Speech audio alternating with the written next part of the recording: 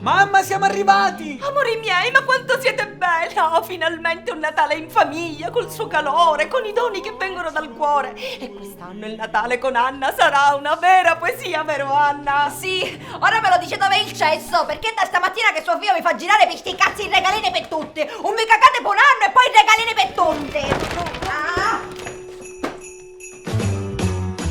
No, ma dai, zia, grazie, era proprio quello che volevo! Amore, ma che dici? Ma se l'hai visto in profumeria hai detto che ti faceva schifo! No, no, non ho detto schifo, ho detto tifo, facevo il tifo e... Aia! Bugiardo! Falso! Falso! Io ho portato la pasta al forno. Io ho portato un polpettone buonissimo. Io l'ho sformato ricotta e spinaci.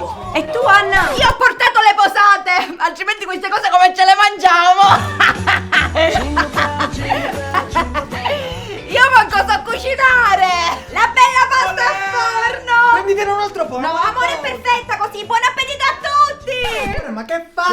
Lo so, è poca, però poi chiedo il bis! Buon appetito! Che biscia, amore, ma che fai? Amore, mettiti! Mettiti! Io punto 20 centesimi! Io punto 2,50 Amore, euro! quelli 2,50 euro, amore, ci sono i bambini, la nonna, giochiamo per divertirci, va bene? Allora punto 30 centesimi! Brava, 30 centesimi! Oh. Aboracci! Ma che offertorio è! Il tuo popolo è in cammino! Vai, nonna! Momento Pandoro! Happy Bellino!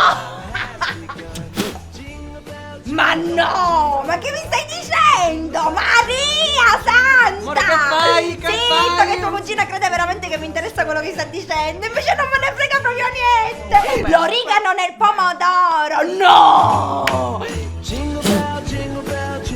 Amore, senti, siccome mangiamo da 3 ore, io devo andare in bagno. Appena mi alzo, tu fai partire il trenino, ok? Amore, ma che c'entra il trenino? Perché siccome sentirete botti di quelli potenti, se tu fai il trenino loro si confondono e ci pare Capodanno. Vado! Vai. E va bene, famiglia, allora siamo 3, 2 e 1.